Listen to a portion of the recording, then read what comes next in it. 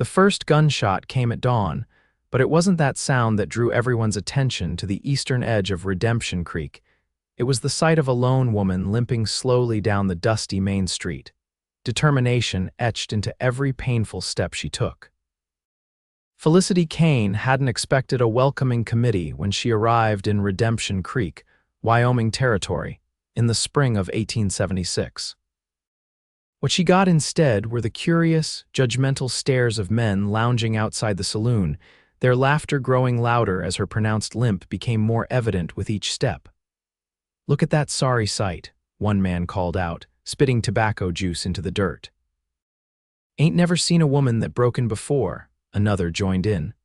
"Probably can't even cook with a leg like that, much less keep a man happy." Felicity kept her eyes forward, clutching her small bag of possessions tighter. 3 weeks of hard travel had worn her down to nothing but grit and bone. The stagecoach had dropped her 10 miles back after breaking an axle, and she'd walked the rest of the way, her damaged legs screaming in protest with every step. But she didn't stop, couldn't stop. From the shadowed porch of the general store, a tall figure watched the scene unfolding. Thomas Quinn had seen his share of newcomers to this hardscrabble town, but something about this woman's dignified suffering caught his attention. He took a final drag from his cigarette before flicking it away and stepping into the harsh morning light. "You boys find something amusing." His voice cut through their laughter like a knife. The men quieted, eyeing Quinn warily. At 32, he wasn't the oldest man in Redemption Creek, but he had a reputation that commanded respect. 6 years as the town's reluctant lawman had taught him when to speak and when to let his colt peacemaker do the talking. "Just having a bit of fun, Quinn," one of the men replied, not quite meeting his gaze. Quinn's eyes never left Felicity as he approached her. Up close, he could see the exhaustion in her face, the way she held herself with painful dignity despite what must have been excruciating discomfort. Her dress was trail-worn but clean, her honey-brown hair tied back in a simple knot. "She walks braver than any man here," Quinn said, loud enough for all to hear, "while you jackasses sit around laughing." He tipped his hat to Felicity. "Madam, welcome to Redemption Creek. Can I help you find your way somewhere?" Felicity looked up at him, her green eyes assessing him carefully. "I'm looking for work and a place to stay. Is there a boarding house in town?" "Mrs. Peterson runs one just down the street," Quinn replied, pointing toward a 2-story white building. As for work, he hesitated. That might be more challenging. "I can do most anything that doesn't require 2 good legs," she said, her voice firm. "I'm educated, I can read, write, keep books, or teach if needed." Quinn nodded, impressed by her directness. "Town's always in need of educated folk. Come on, I'll walk you to the boarding house." As they made their slow progress down the street, Quinn matched his pace to hers, not once showing impatience at her labored gait. "I don't need pity," Felicity said suddenly. "Good, because I'm not offering any," Quinn replied, "just common courtesy." "And what's your name, sir, so I might thank you properly?" "Thomas Quinn. Most just call me Quinn. I keep what passes for law around here." "Felicity Kane," she responded. "Most just call me Felicity." "What brings you to Redemption Creek, Miss Kane?" "It's not exactly on the way to anywhere worth going." A smile flickered briefly across her face. "Perhaps that's precisely why I chose it." Quinn recognized the look of someone running from something or someone. He'd seen it enough times, including in his own mirror. "Well, whatever you're not saying, it's your business, but Redemption Creek isn't always kind to newcomers, especially women on their own." "I've noticed," she said dryly, "but I've handled worse than a few laughing fools." They reached the boarding house, a modest but well-kept building with window boxes full of hardy wildflowers. Quinn rapped on the door, which was promptly opened by a plump woman in her 50s, her silver-streaked brown hair pulled into a severe bun. "Martha, this is Miss Felicity Kane." "She needs a room." Martha Peterson looked Felicity over with a practiced eye, noting the limp but focusing more on her face. "I don't allow any funny business in my establishment, miss. No gentlemen callers after dark, no drinking, no carrying on. You'll find me disappointingly respectable, Mrs. Peterson," Felicity replied. This seemed to satisfy the older woman, who nodded and opened the door wider. $2 a week gets you a room and 2 meals a day, payment in advance. Felicity reached into her bag and produced the money without hesitation. Thank you. Before she stepped inside, she turned back to Quinn. Thank you for your assistance, Mr. Quinn. Just Quinn is fine, he said.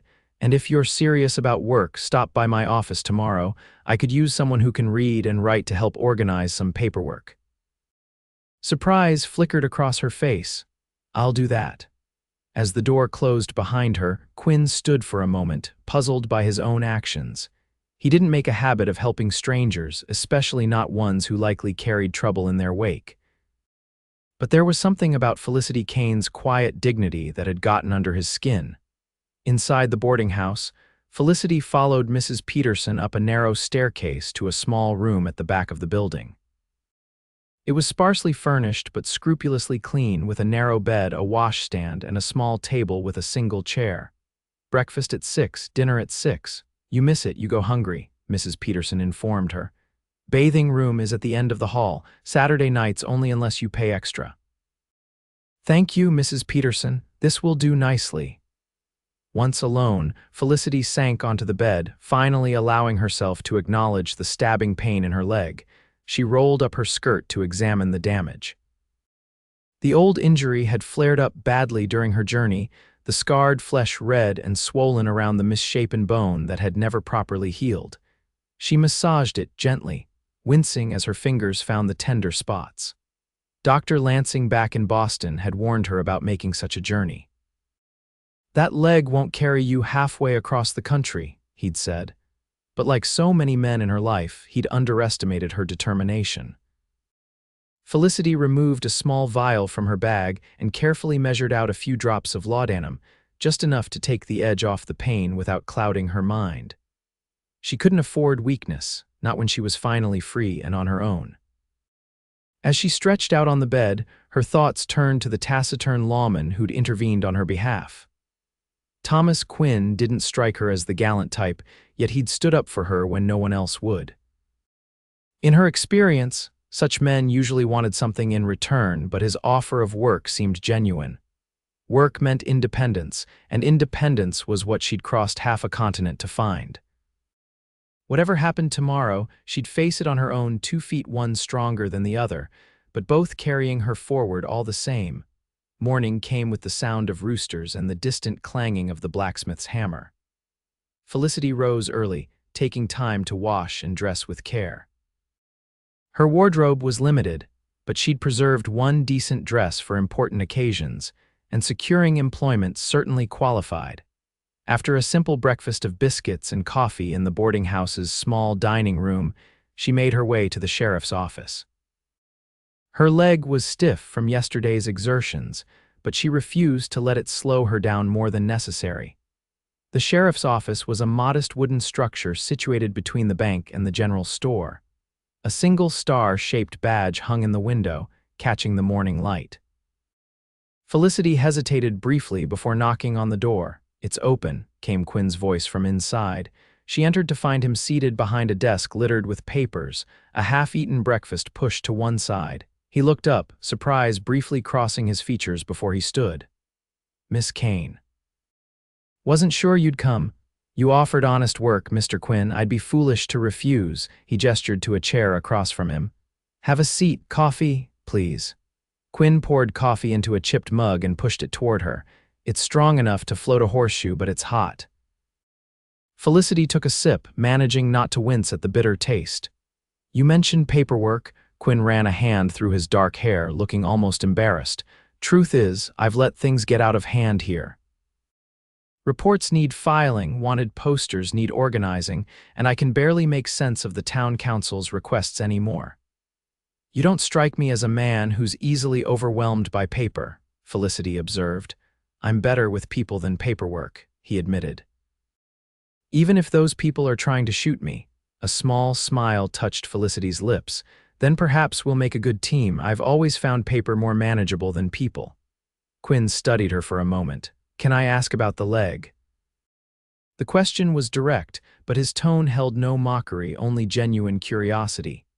"Childhood accident," she replied, offering the simplified version she always gave. A wagon wheel caught me when I was 10. It never healed properly. Quinn nodded, accepting her explanation without pressing further. The job pays $3 a week. Hours would be from 9 to 4, 6 days. You'd have Sundays free. That's more than fair, Felicity said, surprised by the generous offer. Town council approved hiring a clerk months ago, but nobody suitable has come along.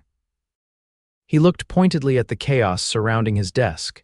As you can see, it's long overdue. When would you like me to start? No time like the present, Quinn said, standing up and grabbing his hat. I need to make rounds. Feel free to get acquainted with the mess while I'm gone. Just don't throw anything away without asking me first. After Quinn left, Felicity surveyed the office with a critical eye. The disarray was even worse than she'd initially thought. Papers were stacked haphazardly, some yellowed with age. Wanted posters were tacked to the walls with no apparent organization, and a thick layer of dust covered everything. With a determined sigh, she removed her shawl, rolled up her sleeves, and got to work. She began by creating separate piles: official correspondence, wanted posters, reports, and miscellaneous documents. By noon, she had made significant progress, though she'd barely scratched the surface. Quinn returned shortly after midday, bringing with him 2 plates of food from the hotel restaurant. Thought you might be hungry, he said, setting a plate in front of her. Mrs. Peterson's cooking is good, but Martha Williams at the hotel makes the best stew in the territory. Felicity was indeed hungry, having worked through the morning without a break. Thank you, that's very thoughtful. They ate in companionable silence for a few minutes before Quinn gestured at the now visible surface of his desk. You've accomplished more in a morning than I have in months. It's just a matter of organization, Felicity said. By the end of the week, you'll be able to find anything you need within moments. Quinn looked skeptical but nodded. I'd settle for being able to find things within the same day I need them. As they continued their meal, the door to the office swung open and a young man in his early 20s burst in, his face flushed with excitement. Quinn, there's... He stopped short at the sight of Felicity, removing his hat hastily. Beg pardon, madam, didn't know the sheriff had company. This is Miss Felicity Kane, the new town clerk, Quinn said.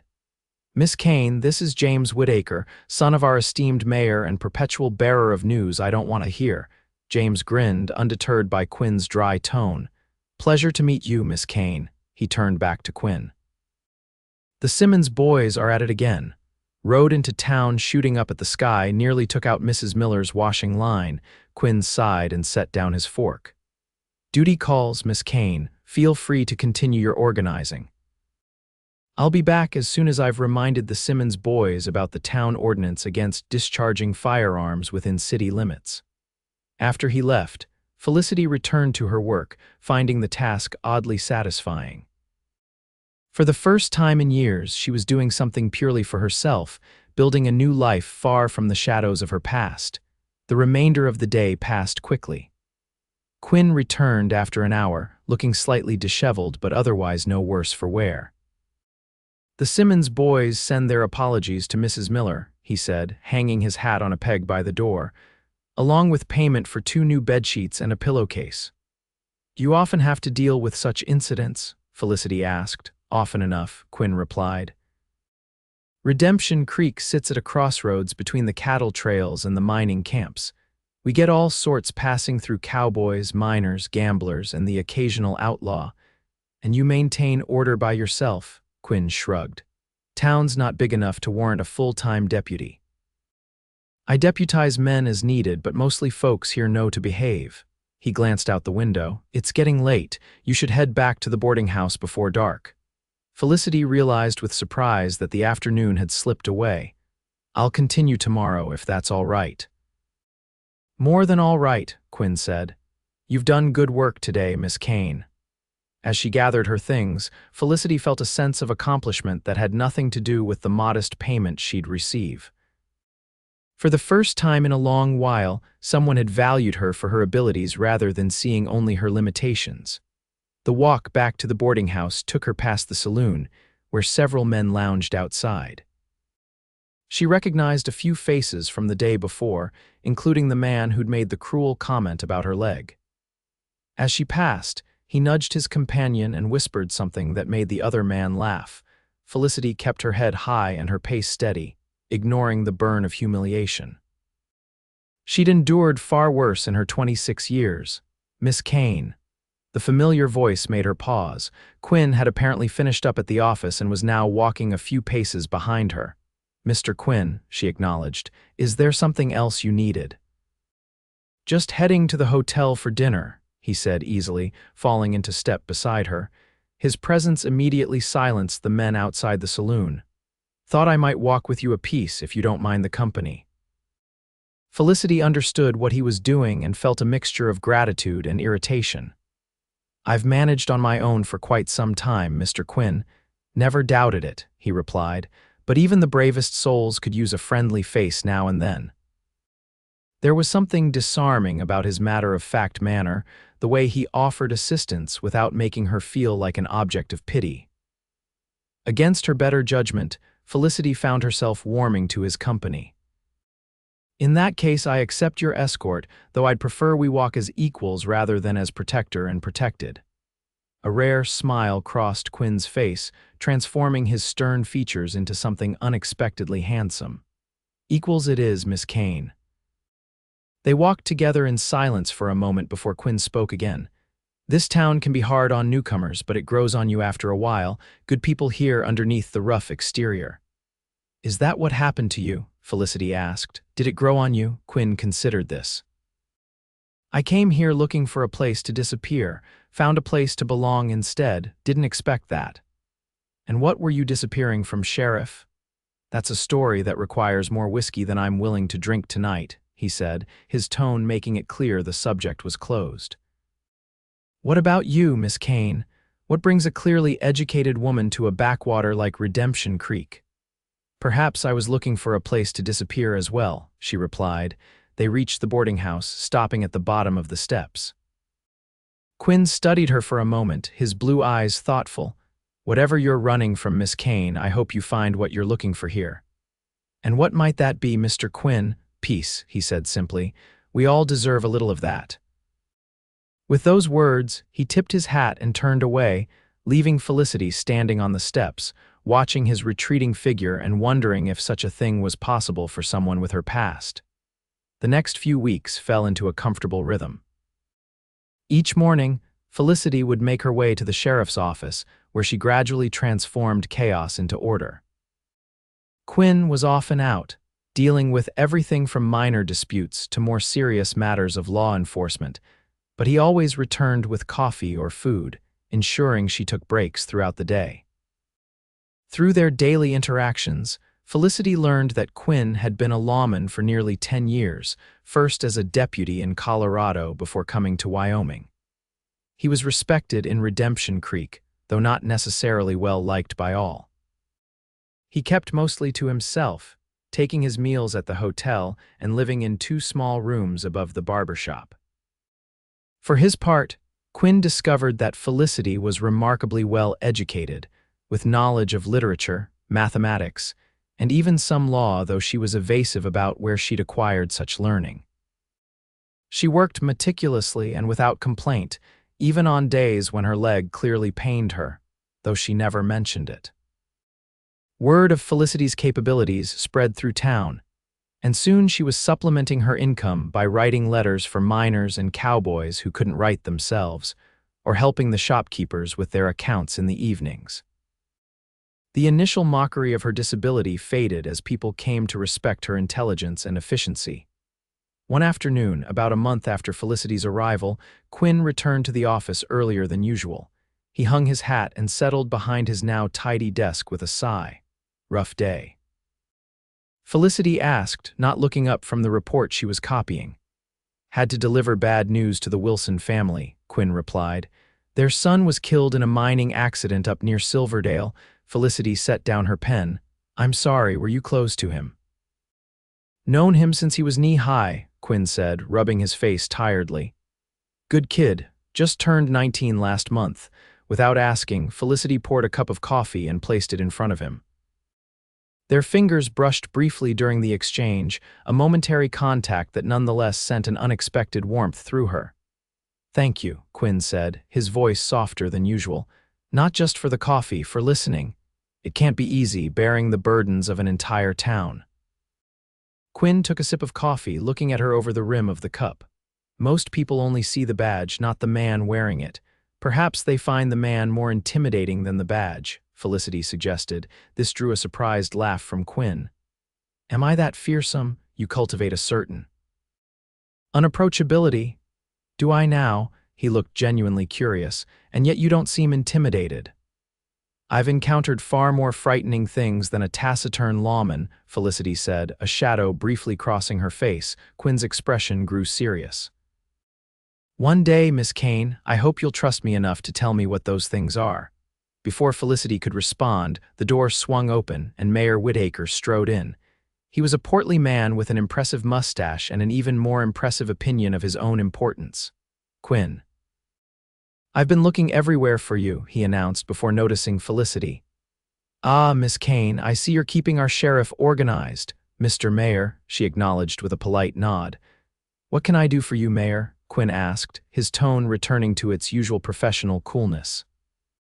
Just received word that Judge Parker will be arriving next week for the circuit court. We'll need to prepare the town hall.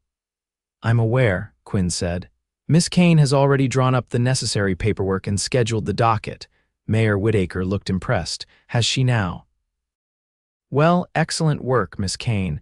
You've proven to be a valuable addition to our little community. Thank you, sir, Felicity replied.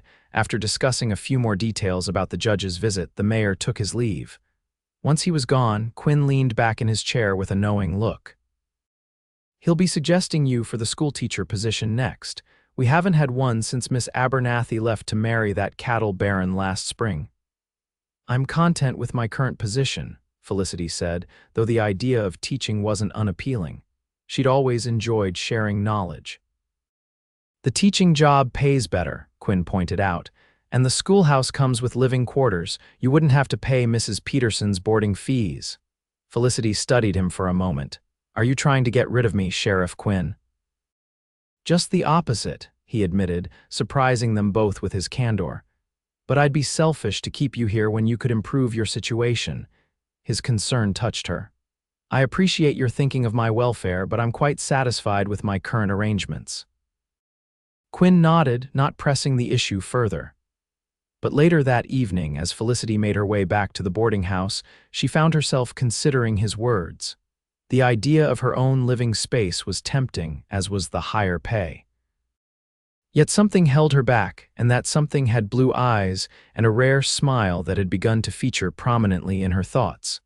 The days leading up to Judge Parker's arrival were busy ones. Quinn found himself increasingly grateful for Felicity's organizational skills as they prepared for the cases that would be heard. The circuit judge only came through Redemption Creek every 3 months, so all manner of legal business had accumulated. They often worked late into the evening, with Quinn bringing dinner from the hotel to share at the office. These quiet meals became a time for conversation that gradually moved beyond work matters. Quinn spoke of his childhood in Pennsylvania, his time as a Union soldier during the war, and his eventual drift westward. Felicity shared stories of books she'd read and places she hoped to see, though she remained guarded about her past. On the evening before the judge's arrival, they were finishing a particularly late dinner when Quinn finally broached the subject that had been on his mind. You never talk about your family, he said carefully, or where you came from before Redemption Creek. Felicity stiffened almost imperceptibly. There's not much to tell. I think there's quite a lot, Quinn countered gently, but you don't have to share it if you don't want to. She was silent for a long moment, twisting the plain silver ring she always wore on her right hand. My parents died when I was 18, she finally said. My father's business partner became my guardian and eventually my husband. Quinn's expression didn't change, though he hadn't expected this revelation. You're married, widowed, Felicity corrected, her voice flat. Richard was 30 years my senior. He died last winter. I'm sorry for your loss, Quinn said, the formal phrase automatic. A bitter smile touched Felicity's lips. Don't be, it was his death that finally set me free. The implication hung heavy in the air between them. Quinn had seen enough of life's darker sides to read between the lines of what she wasn't saying. "He hurt you," Quinn stated, not a question. Felicity's eyes met his, unflinching. "Yes, in ways I won't describe. The leg gave him a convenient target when his temper flared, which was often." Quinn's hand tightened around his coffee cup, his knuckles whitening. "And no one helped you? In Boston society, a husband's treatment of his wife is considered a private matter," she said. "Besides, Richard was respected, wealthy, charming in public. No one would have believed me." She paused. "When he died of apoplexy, I sold everything I could and left before his family could contest the will." "That's why you came west," Quinn realized. "To get as far away as possible." Felicity nodded. "I wanted a place where no one knew me as Richard Kane's pitiful, crippled wife. Where I could simply be Felicity." Quinn reached across the table and, after a moment's hesitation, covered her hand with his own. "For what it's worth, I've never seen you as pitiful, Felicity. Not from the first moment you limped into town with your head high." The use of her first name and the warmth of his calloused hand over hers brought unexpected tears to Felicity's eyes. She blinked them away quickly, but not before Quinn noticed. "I should go," she said, withdrawing her hand and standing. "It's late, and tomorrow we'll be busy with the judge's arrival." Quinn rose as well. "I'll walk you back." "There's no need, please," he said. "Let me do this one small thing." The night air was cool as they walked side by side down the quiet street. Most businesses were closed at this hour, though light and music still spilled from the saloon. The stars overhead were brilliant in the clear mountain sky, a sight that still took Felicity's breath away after years in smoky Boston. "I've never told anyone about Richard," she said suddenly. "Not the full truth, at least." "Your secret is safe with me," Quinn assured her. "I know," she said simply. "That's why I told you." They reached the boarding house too quickly. As they stood at the bottom of the steps, neither seemed eager to part ways. "Thank you for walking me home," Felicity said, "and for listening." "Thank you for trusting me," Quinn replied. He hesitated, then added, "For what it's worth, Richard Kane was a fool who didn't deserve you." Before Felicity could respond, Quinn leaned down and placed a gentle kiss on her cheek, his lips warm against her skin. The gesture was brief but unmistakably tender, leaving her momentarily speechless. "Good night, Felicity," he said softly, stepping back. "Good night, Thomas," she replied, using his first name for the first time. As she watched him walk away, Felicity touched her fingers to the spot where his lips had been, a confused mix of emotions swirling within her. After Richard, she had sworn never to give another man power over her heart or body. Yet Thomas Quinn had somehow slipped past her defenses without even trying. The arrival of Judge Isaac Parker the next morning put such thoughts temporarily aside. Known as the hanging judge throughout the territories, Parker was a formidable figure with a reputation for swift justice. The entire town turned out to welcome him, lining the street as his carriage rolled in. For the next 3 days, the town hall was transformed into a courthouse, with Quinn maintaining order as Parker heard cases ranging from minor land disputes to more serious charges of theft and assault. Felicity served as court clerk, recording testimonies and verdicts with meticulous care. The judge, a stern but fair man in his 50s, took note of Felicity's efficiency and commented on it to Quinn during a recess. "Where did you find such a capable young woman, Sheriff?" he asked, watching as Felicity organized the docket for the afternoon session. "She found us, Your Honor," Quinn replied. "Just walked into town one day and has been making herself indispensable ever since." The judge mused. "She has a legal mind, I can tell from her questions and the way she phrases the court records. Unusual in a woman." "Miss Kane is unusual in many ways," Quinn agreed, unable to keep a note of admiration from his voice. Judge Parker gave him a shrewd look. "I see. Well, unusual women often make the most interesting companions, Sheriff. My own wife was considered quite eccentric. When I met her, insisted on pursuing a medical education when ladies were expected to focus on needlepoint and piano." The bustle of court proceedings kept Quinn and Felicity from having any private conversations during the judge's visit. but Quinn found his eyes frequently drawn to her as she worked. The professional confidence she displayed, combined with the quiet vulnerability she had revealed to him, created a complex picture that fascinated him more with each passing day. On the final evening of the judge's stay, the town held a small reception at the hotel. As the most respectable unmarried woman in Redemption Creek, Felicity was expected to attend, though she'd initially been reluctant. "I have nothing suitable to wear to such an occasion," she'd protested when Quinn extended the invitation on behalf of Mayor Whitaker. Mrs. Whitaker anticipated that concern, Quinn replied. "She's offered to lend you a dress for the evening." And so Felicity found herself wearing a borrowed gown of deep blue silk, standing somewhat awkwardly at the edge of the hotel's dining room as the town's leading citizens mingled around her. The dress fit reasonably well, though it had been taken in hastily at the waist to accommodate her slimmer frame.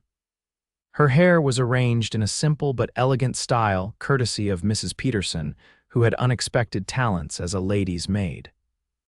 Quinn, dressed in a clean black suit rather than his usual working clothes, found her there, looking more beautiful than he'd ever seen her, yet somehow less at ease than when she was bent over paperwork in his office. "You look lovely," he said simply, offering her a glass of punch. "Thank you," she replied, accepting the drink. "I feel rather out of place." "That makes two of us," Quinn admitted. "I'd rather face down an armed outlaw than make small talk with the banker's wife." This drew a genuine smile from Felicity. "At least you're not wearing borrowed feathers."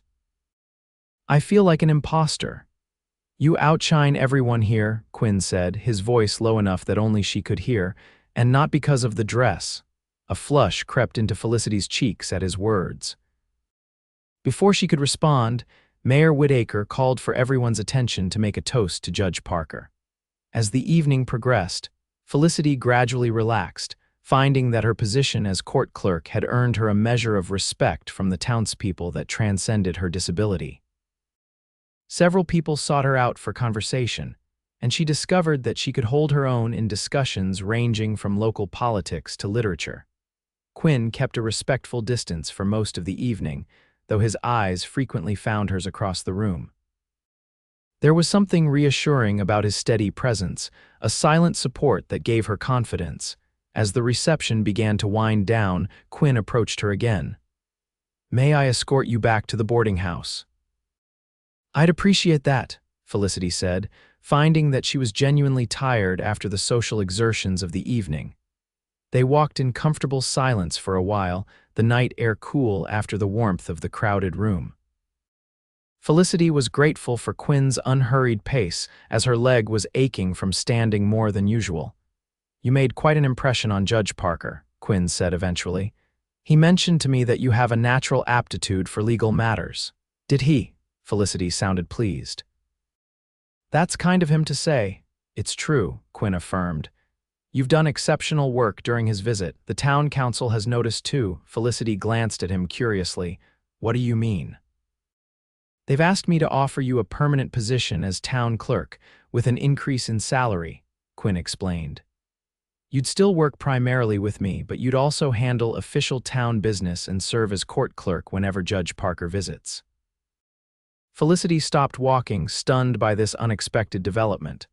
"A permanent position? Are you serious?" "Completely," Quinn said, turning to face her.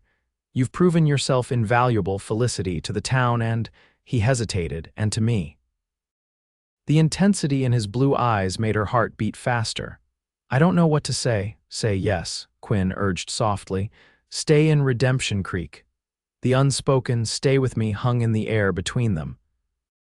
Felicity looked up at him, seeing beyond the stern sheriff to the man beneath a man who had shown her nothing but respect and kindness from the moment they met.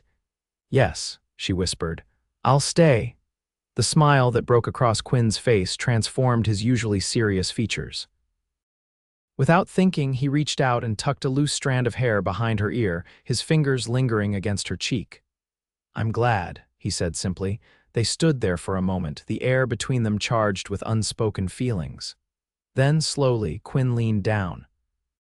This time, his lips found hers in a kiss that was gentle but unmistakably meaningful, a promise of something more. When they parted, Felicity's eyes remained closed for a heartbeat longer, savoring the sensation. When she opened them, she found Quinn watching her with tender concern. "I hope I haven't overstepped," he said. "No," she assured him, her voice barely above a whisper. "You haven't." He offered her his arm and she took it, allowing him to escort her the rest of the way to the boarding house. At the steps, he kissed her hand with formal courtesy that contrasted with the warmth in his eyes. "Good night, Felicity." "Good night, Thomas." As she climbed the stairs to her room, Felicity felt lighter than she had in years, as though a burden she'd been carrying had finally begun to ease. For the first time since fleeing Boston, she allowed herself to think not just of surviving, but of truly living, perhaps even of loving again. Over the next few months, Redemption Creek truly became home to Felicity.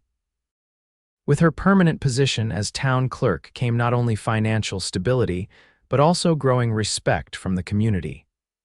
Her obvious intelligence and efficiency made people forget about her limp, or at least see beyond it to the capable woman she was. Her relationship with Quinn evolved gradually from professional courtesy to genuine friendship, to something deeper that neither of them rushed to define. He walked her home each evening, occasionally joining her for dinner at the boarding house when Mrs. Peterson invited him. On Sundays, they sometimes rode out of town together, Quinn having found a gentle mare that Felicity could manage despite her leg. During one such Sunday outing in late summer, they stopped by a small creek about 5 miles from town. While the horses grazed nearby, Quinn and Felicity sat on a blanket in the shade of a cottonwood tree, enjoying a simple picnic. "I received a letter yesterday," Felicity said, breaking a comfortable silence. "From my late husband's attorney in Boston." Quinn tensed slightly. "What did it say?" "Richard's brother is contesting the will," she explained. "He claims I exercised undue influence over a man in declining health." "That's ridiculous," Quinn said, his jaw tightening. "From what you've told me, your husband controlled every aspect of your life." "Yes, but his family never saw that side of him," Felicity sighed. "The attorney advises me to return to Boston to defend my inheritance, but I'm not sure it's worth fighting for. What would happen if you didn't contest it?" "I'd lose whatever remains of Richard's estate," she said. "But I've already sold most of the valuable assets and transferred the money to a bank here in Wyoming. They can't touch that." Quinn studied her thoughtfully. "You planned your escape thoroughly." "I had years to think about it," Felicity admitted. "Every time he—" She trailed off, then continued more firmly. "Every time he hurt me, I would lie in bed afterward and refine my plans for when he was finally gone." Quinn reached over and took her hand, his thumb tracing gentle circles on her palm. "You're the bravest person I know, Felicity Kane." She smiled faintly, not brave, just determined to survive. "That is bravery," Quinn insisted. "Facing each day despite everything you've endured, never letting it break your spirit." Felicity looked down at their joined hands, feeling the strength and gentleness in his touch. "Before I came here, I never thought I'd trust a man again. Richard made sure of that." "And now?" Quinn asked softly. "Now I find myself trusting you more each day," she confessed. "It terrifies me sometimes." Quinn lifted her hand to his lips, kissing it gently. "I would never hurt you, Felicity. Never." "I believe you," she whispered, and was surprised to realize it was true. They sat in silence for a moment, the creek babbling nearby, birds calling in the trees. It was peaceful in a way Felicity had rarely experienced in her life. "There's something I've been meaning to show you," Quinn said eventually. "It's not far from here." They packed up their picnic and mounted their horses, Quinn leading the way through a stand of trees to a clearing on a small rise. As they crested the hill, Felicity gasped at the view that spread before them, rolling grasslands stretching toward distant mountains, the landscape painted in late summer golds and greens. In the middle of the clearing stood the partially built frame of a small house. "What is this place?" Felicity asked, dismounting carefully. "It's mine," Quinn said, helping her down. "I bought the land 3 years ago, been building the house bit by bit whenever I have time." Felicity walked toward the structure, running her hand along the rough-hewn beams. "It's beautiful." "It's not much," Quinn said, watching her. Just 2 rooms for now, though I plan to add more eventually. Why did you bring me here? Felicity asked, turning to face him. Quinn removed his hat, holding it in his hands as he stepped closer. Because I want you to know all of me, Felicity. Not just the sheriff, but the man who dreams of something beyond that badge. And what do you dream of, Thomas? His blue eyes held her steadily. A home, peace, someone to share both with. The implication of his words made Felicity's heart race. Are you asking me something, Sheriff Quinn? Not yet, he said with a small smile. But soon, perhaps, if you'd be open to such a question. Felicity looked around at the unfinished house, the beautiful land, and the man standing before her, a man so different from the one who had dominated her past. Instead of fear, she felt hope stirring within her. I think I might be, she said softly. The smile that broke across Quinn's face was worth any uncertainty she might feel. He stepped forward and kissed her, more deeply than he had before, his arms encircling her with a protective tenderness that made her feel both safe and cherished. As summer turned to autumn, Redemption Creek prepared for its annual harvest festival, a tradition that brought in people from surrounding farms and ranches for a day of celebration before the harsh Wyoming winter set in. Felicity found herself on the organizing committee, working alongside the wives of the town's prominent citizens to plan decorations, food, and activities. It was the first time she'd been fully included in the town's social circle, a sign of her growing acceptance in the community. The day before the festival, as she was helping hang bunting across the main street, she noticed a stagecoach arriving. This wasn't unusual in itself. Stagecoaches came through Redemption Creek twice a week, but something about this particular arrival caught her attention. A well-dressed man in his 40s descended from the coach, looking around with an air of distaste. Even from a distance, Felicity recognized the type: wealthy, Eastern, and thoroughly convinced of his own superiority. He reminded her uncomfortably of Richard's social circle. Who is that? She asked Mrs. Whitaker, who was directing the decoration efforts. The mayor's wife followed her gaze. I have no idea, not our usual type of visitor, that's for certain. Felicity watched as the man spoke briefly with the stagecoach driver, then headed toward the hotel. Something about him made her uneasy, though she couldn't pinpoint why. That evening, as Quinn walked her back to the boarding house, she mentioned the stranger. I saw him, Quinn said. Registered at the hotel as Edward Morgan from Boston, the name sent a chill through Felicity. Edward Morgan. Quinn looked at her sharply. You know him. He was my husband's lawyer, Felicity said, her voice barely audible. The same one who sent me the letter about contesting the will. Quinn's expression hardened. What's he doing in Redemption Creek? Looking for me, I imagine, Felicity replied, fear creeping into her voice. Richard's family must have hired him to find me. What could he possibly want that would justify tracking you all the way out here? It's not about money, Felicity said bitterly. It's about control. Richard's brother, Charles, always resented that Richard married me instead of the woman Charles had selected for him. He sees me as an interloper who stole from the family. Quinn's protective instincts flared. You don't have to see him. If he's come all this way, he won't leave without speaking to me, Felicity said resignedly. It's better to get it over with, find out what he wants. Not alone, Quinn insisted. I'll be with you. Felicity touched his arm gratefully.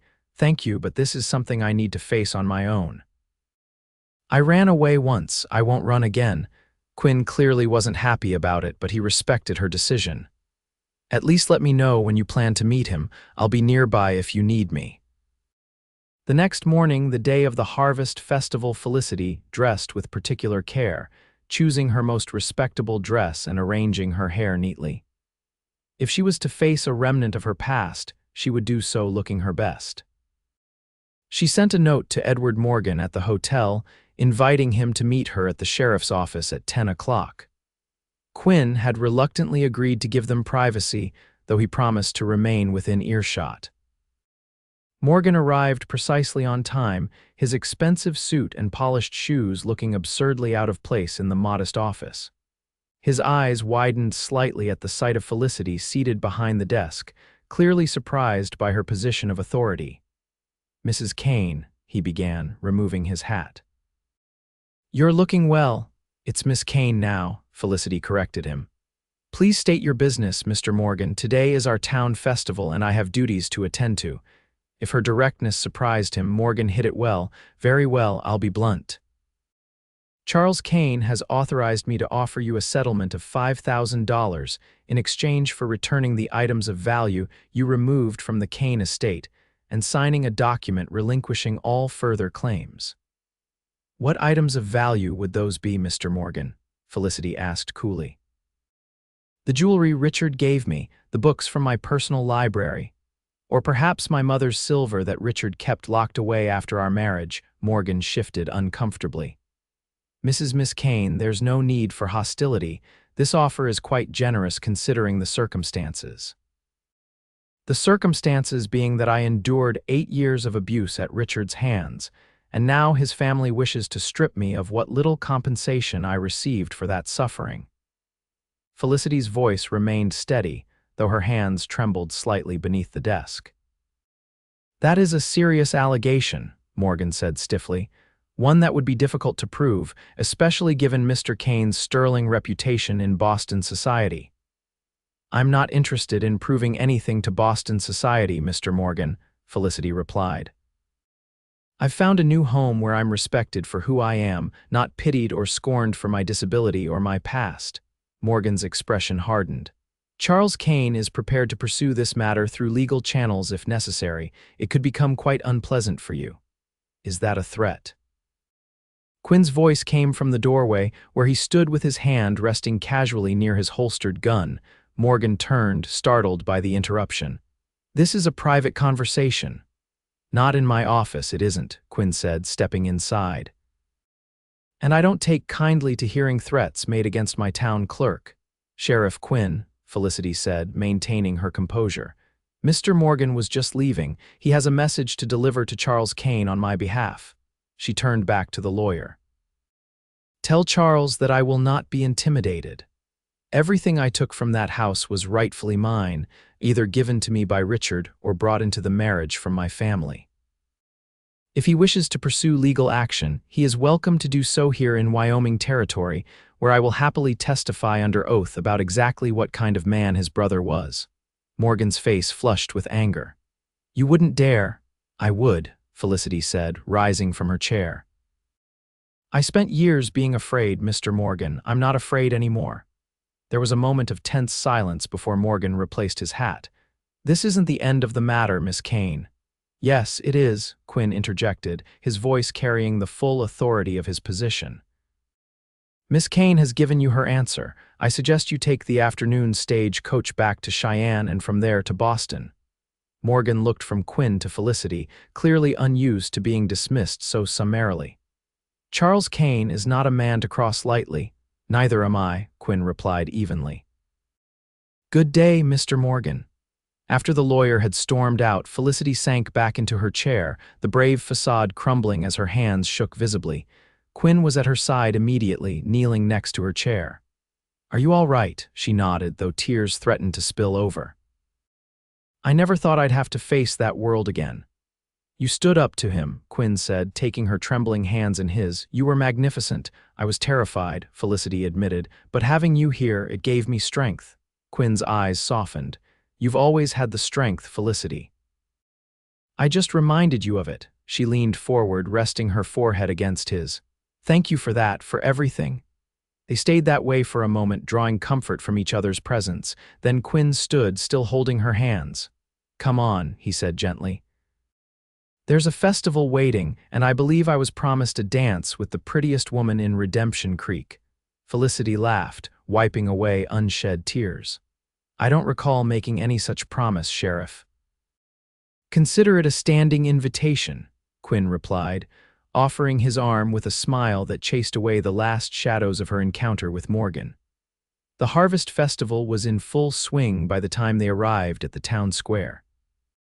Tables laden with food lined one side, while a platform had been erected for musicians at the other.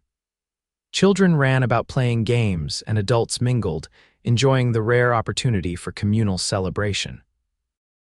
News of Edward Morgan's visit and Felicity's confrontation with him had already spread through town, as news tended to do in Redemption Creek. Several people approached her with words of support, making it clear where their loyalties lay. "Don't you worry about that fancy Eastern lawyer, Mrs. Peterson told her firmly. "We take care of our own here." The simple statement, "our own," warmed Felicity deeply. For the first time in her life, she felt she truly belonged somewhere. As the afternoon wore on, the musicians began playing and a space was cleared for dancing. Quinn, true to his word, approached Felicity with a formal bow. "May I have this dance, Miss Kane?" Felicity hesitated. "My leg, I'm not sure I can." "We'll go slowly," Quinn assured her, "and if it's too much, we'll stop." Gathering her courage, Felicity took his offered hand. "Very well, Sheriff, but I warn you, I may step on your toes." "I've faced worse dangers," he replied with a wink. He led her carefully to the edge of the dancing area where they wouldn't be jostled by more enthusiastic couples. With gentle confidence, Quinn placed one hand at her waist and held her hand with the other, guiding her into a simple waltz. Felicity had danced before in her youth, but after her marriage to Richard, such pleasures had been rare. She moved cautiously at first, conscious of her limp and afraid of falling. But Quinn's steady presence and sure guidance soon had her relaxing into the rhythm. "See, you're a natural," he murmured. "I have an excellent partner," she replied, smiling up at him. As they turned slowly among the other dancers, Felicity caught sight of Edward Morgan watching from the edge of the square, his face a mask of disapproval. Their eyes met briefly before Quinn turned her away. "He's still here," she said quietly. "I know," Quinn replied. "The stage coach doesn't leave until 4. Don't let him spoil this day." Felicity nodded, forcing herself to focus on the present moment, the music, the warmth of Quinn's hand at her waist, the genuine affection in his blue eyes as he looked down at her. "Thomas," she said suddenly. "There's something I need to tell you." "What is it?" "After Richard died, I swore I would never marry again, that I would never put myself under any man's control." Quinn's expression was serious as he guided her through another turn. "I understand that, Felicity. I would never ask you to give up your independence. But that's just it," she continued, gathering her courage. "These past months with you have shown me that marriage doesn't have to mean submission or control, that it can be a partnership between equals."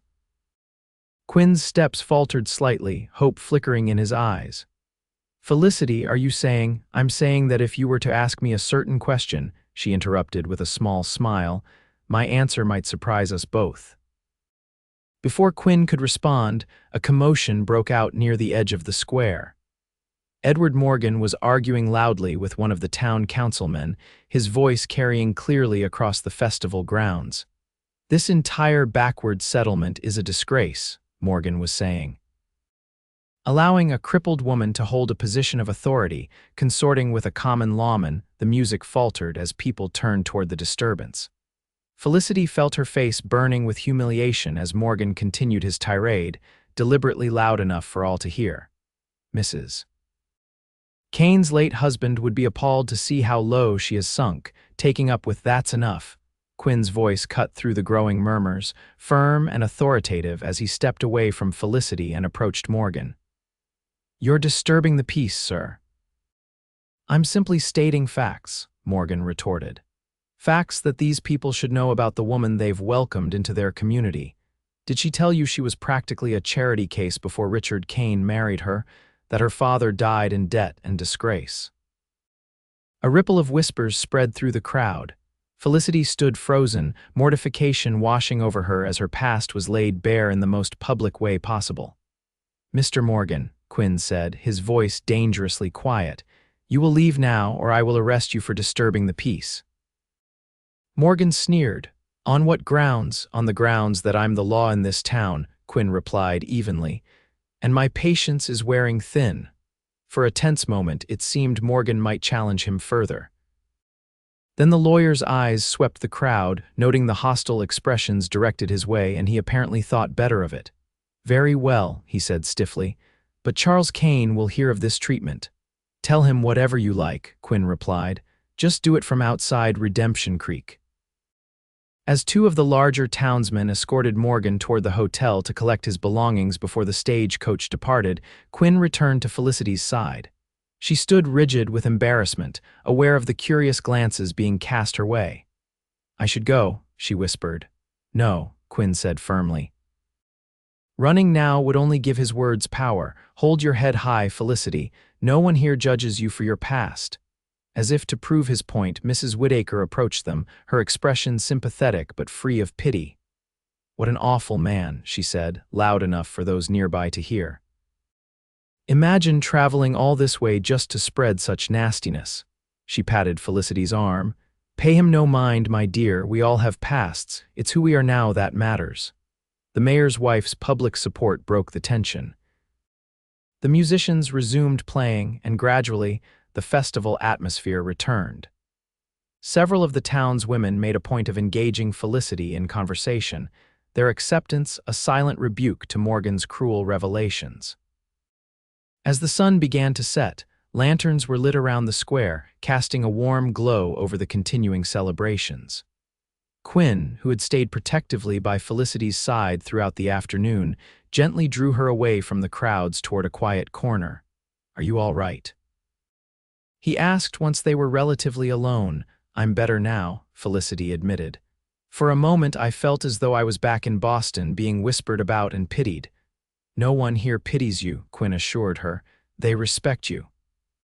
You've earned that through your own merits, not because of who you married or where you came from." Felicity looked up at him, wondering how she had been fortunate enough to find this man. "Our conversation was interrupted earlier." "Yes, it was," Quinn agreed, a smile playing at the corners of his mouth. "You were saying something about a question I might ask. Was I?" Felicity teased, her spirits lifting. "I don't recall." Quinn's expression grew serious as he took both her hands in his. "Felicity Kane, from the moment you limped into town with your head held high, you've amazed me. Your strength, your intelligence, your compassion, they humble me daily. I never thought I'd find someone who would understand the man behind this badge, but you do." He released one of her hands to reach into his pocket, withdrawing a simple gold ring. "I've been carrying this for weeks, waiting for the right moment. I'm not a wealthy man, and this isn't much compared to what you might have had in Boston. But everything I am and everything I have is yours if you'll have me." Felicity's heart raced as Quinn continued. "I'm not asking you to give up any part of yourself," he said earnestly. "I love you exactly as you are independent, strong-willed, occasionally stubborn." This last was said with a smile. "I'm asking if you'll consider building a life with me as equals, sharing whatever joys and sorrows come our way." He took a deep breath. "Felicity Kane, will you marry me?" Tears welled in Felicity's eyes, but they were tears of joy rather than sorrow. "Yes," she whispered. "Yes, Thomas Quinn, I will marry you." Quinn's face lit up with a smile brighter than any she'd seen before. With hands that trembled slightly, he slid the ring onto her finger, then drew her into his arms for a kiss that promised a lifetime of tenderness and respect. As they broke apart, they became aware of applause surrounding them. They turned to find that their private moment hadn't been quite as private as they'd thought. Several townspeople stood nearby, witnessing their engagement with approving smiles. "Well, it's about time, Mrs. Peterson declared, her usual stern demeanor softened by a rare smile. "I was beginning to think you two would dance around each other forever." "Congratulations, Sheriff," Mayor Whittaker added, pumping Quinn's hand enthusiastically. "You've captured the heart of the finest lady in the territory." "I believe it's the other way around," Quinn replied, his eyes never leaving Felicity's face. As word of their engagement spread through the festival, they were surrounded by well-wishers offering congratulations. The celebration took on a new dimension, becoming not just a harvest festival but an impromptu engagement party. Late that night, as Quinn walked Felicity back to the boarding house for what would be one of the last times, they paused under the stars to savor their newfound happiness. "Are you sure about this?" Quinn asked softly. "After everything that happened today with Morgan, more sure than I've ever been about anything," Felicity interrupted. "What happened today only confirmed what I already knew. Redemption Creek is my home, and you, Thomas Quinn, are where my heart belongs." Quinn kissed her again, tenderly, as if sealing a sacred promise between them. "I'll spend the rest of my life making sure you never regret that decision." "I know you will," Felicity replied. "That's why I made it." They were married 2 weeks later in the town's small church, with nearly everyone in Redemption Creek in attendance. Felicity wore a simple white dress ordered specially from Cheyenne, and Quinn looked uncommonly handsome in a new suit. Judge Parker, who happened to be passing through on his circuit, performed the ceremony. He spoke eloquently of partnership and respect, of building a life founded on mutual admiration rather than possession or control. "I pronounce you husband and wife," he concluded with a warm smile. "Sheriff, you may kiss your bride." Quinn did so with a gentleness that belied the depth of his feelings, his hands cradling Felicity's face as if she were the most precious thing in the world. The reception that followed at the hotel was the most festive occasion Redemption Creek had seen in years. Even Mrs. Peterson was seen to dance, though she denied it vehemently the next day. As the celebration continued into the evening, Quinn drew his new wife aside, a mysterious smile on his face. "I have something to show you," he said, leading her outside to where a wagon waited, already loaded with trunks containing Felicity's possessions from the boarding house. "What's this?" she asked, confused. They had planned to spend their wedding night at the hotel before moving into Quinn's rooms above the barber shop until more permanent arrangements could be made. "A surprise," Quinn replied, helping her up onto the seat. "Do you trust me?" "With all my heart," Felicity said without hesitation. Quinn took the reins and guided the wagon out of town, the setting sun painting the landscape in gold and crimson. As they traveled the now familiar road toward Quinn's land, Felicity's curiosity grew. "Thomas, what are you planning?" "Patience, Mrs. Quinn," he replied with a smile. "We're almost there." As they crested the rise that led to Quinn's property, Felicity gasped in astonishment. Where before there had been only the frame of an unfinished house, now stood a completed small cabin, smoke curling invitingly from its chimney. "How?" she began, too surprised to form a complete question.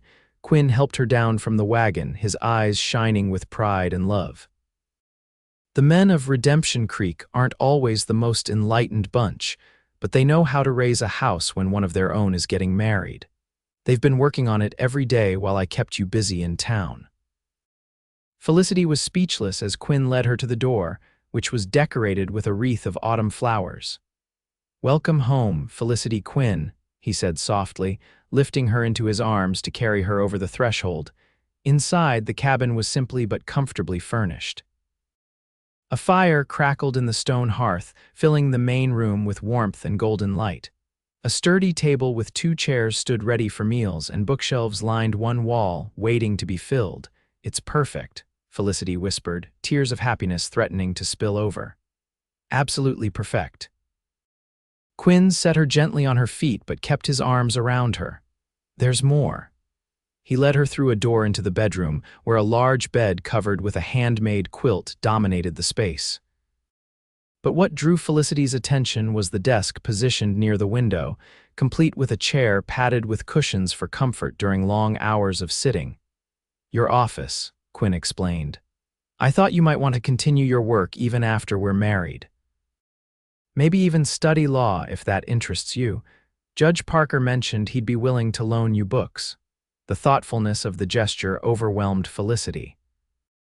While Richard had systematically stripped away her independence, Thomas was actively encouraging it, creating space for her to grow and pursue her interests within their marriage. "I don't know what to say," she managed through her tears. "Say you'll be happy here," Quinn said, gathering her close. "That's all I want." "I already am," Felicity assured him, reaching up to touch his face. "Happier than I ever dreamed possible."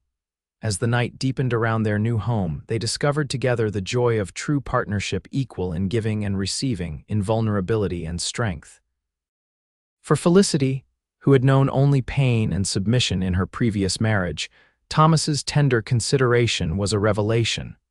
And later, as they lay entwined in the quiet darkness, Felicity marveled at the journey that had brought her to this place and this man. Do you know, she murmured against his chest, sometimes I think about that first day when I limped into town and everyone laughed. Not everyone, Quinn reminded her, stroking her hair. No, not everyone, she agreed with a smile. One brave sheriff said I walked braver than any man there. I think that was the moment I began to fall in love with you, though I didn't know it then. Quinn pressed a kiss to her forehead. And I fell in love with your courage long before I knew your name. We've come a long way since then, Felicity reflected, both of us. And we have a lifetime ahead, Quinn promised. Together. As they drifted toward sleep in each other's arms, Felicity felt the last shadows of her past finally release their hold on her heart. In their place bloomed the quiet certainty that she had found not just a home, but a future filled with possibilities she had once thought forever beyond her reach. In the years that followed, Redemption Creek witnessed the flourishing of what many came to regard as its most successful partnership. Thomas Quinn continued as sheriff, his fair-minded approach to justice earning him respect throughout the territory.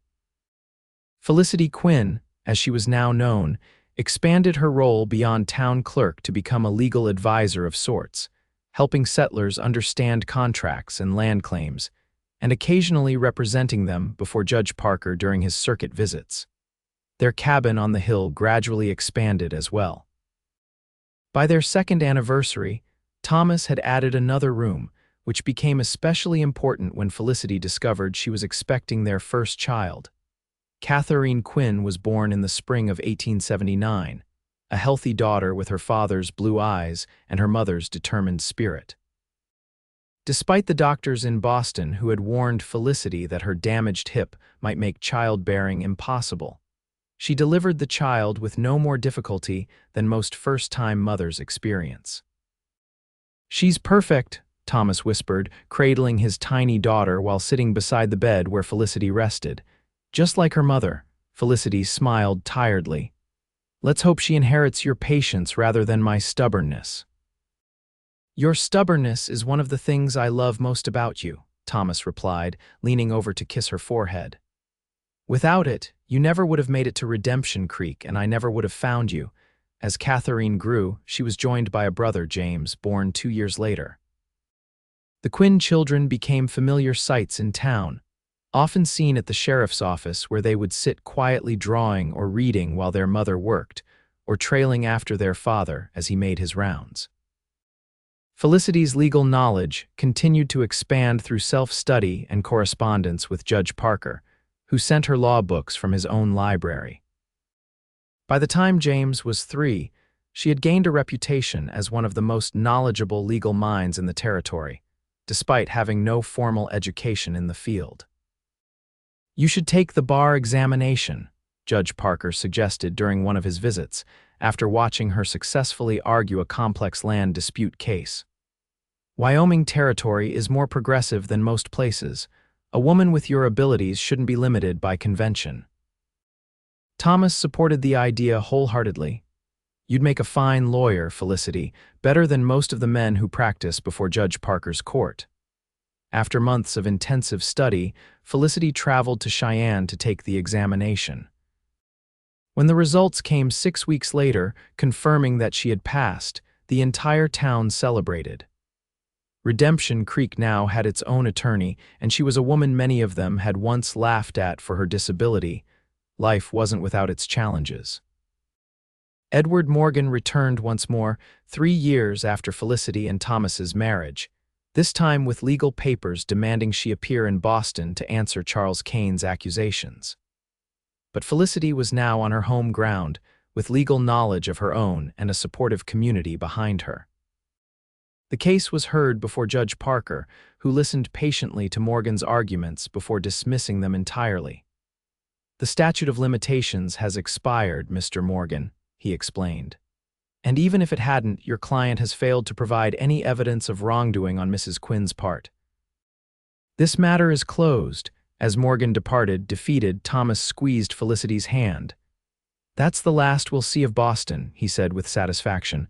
"I hope so," Felicity replied, "though in an odd way I'm grateful to Richard's family.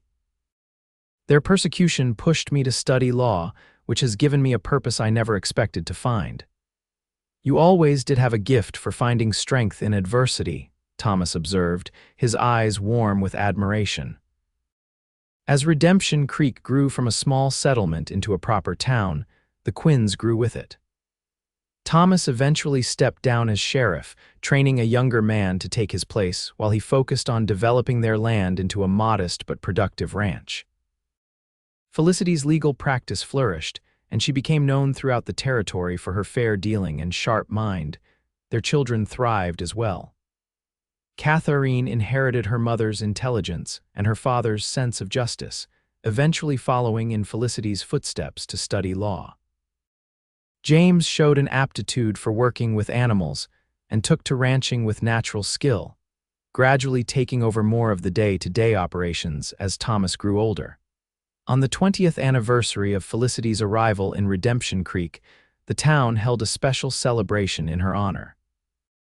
The same street where men had once mocked her limp was now decorated with banners and flowers, and nearly everyone in town gathered to pay tribute to the woman who had become one of their most respected citizens. Mayor James Whitaker, the son of the former mayor, presented Felicity with a beautifully bound volume containing copies of the most significant cases she had handled over the years. In recognition of your contributions to justice in Redemption Creek and beyond, the inscription read, from a community that is better because you limped into our lives. As Felicity stood to accept the gift, leaning slightly on the silver-headed cane that had been Thomas's gift on their 10th anniversary, she looked out at the gathered faces, friends, clients, neighbors who had become like family. 20 years ago, I arrived in Redemption Creek with nothing but a small bag and the desperate hope of finding a place where I could simply exist without fear, she began, her voice clear despite the emotion she felt. What I found instead was a place where I could truly live, contribute, and grow into the person I was meant to be. Her eyes found Thomas in the crowd, still handsome at 52, his dark hair now streaked with silver. I found a partner who saw not what I lacked, but what I had to offer. A man who believed in me when I had forgotten how to believe in myself. She gestured to the town around them. And I found this community, which may not have welcomed me warmly that first day, but which has since embraced me in ways I never thought possible. For that, I thank you all. The applause that followed was led by Thomas, who had never lost his awe at the remarkable woman he had married. When they returned home that evening to the house that had expanded over the years to accommodate their growing family and prosperity, he took her in his arms with the same tenderness he had shown on their wedding day. 20 years, he marveled. Sometimes it feels like yesterday that you walked into town, and sometimes it feels like I've been here my entire life, Felicity replied, settling comfortably against him, as though everything before was just preparation for finding you in this place. They stood together on the porch of their home, looking out over the land they had cultivated and the town in the distance that had become the center of their world. The sun was setting, painting the sky in shades of gold and crimson that never failed to take Felicity's breath away. "Are you happy, Felicity Quinn?" Thomas asked softly, his arms wrapped around her from behind. She turned in his embrace to look up at him, at the face that had become as familiar and beloved to her as her own reflection. "Happier than I ever dreamed possible," she assured him. "Are you?" "Every day with you is a gift I never expected to receive," he replied, kissing her gently. "I'm the luckiest man in Wyoming territory." As twilight deepened around them, they remained on the porch, watching the first stars appear in the darkening sky. Somewhere in the house behind them, their children moved about, their voices a comfortable backdrop to the peaceful moment. Felicity thought about the long journey that had brought her here, not just the physical journey across half a continent, but the emotional one from fear to courage, from isolation to connection, from mere survival to abundant life. She had come to Redemption Creek looking for a place to hide and heal. Instead, she had found a place to stand tall and flourish, surrounded by people who valued her for exactly who she was, limp and all. "They laughed when I limped to town," she murmured, almost to herself. "And now they stand when you enter a room," Thomas completed the thought, his voice warm with pride. Because you showed them what true strength looks like. Felicity smiled up at her husband, her heart full.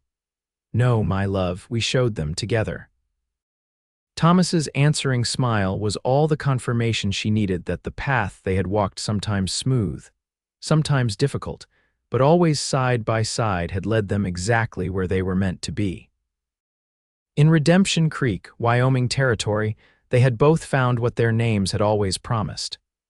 Felicity, profound happiness, and the quintessence of what it meant to be truly human, truly alive, and truly loved.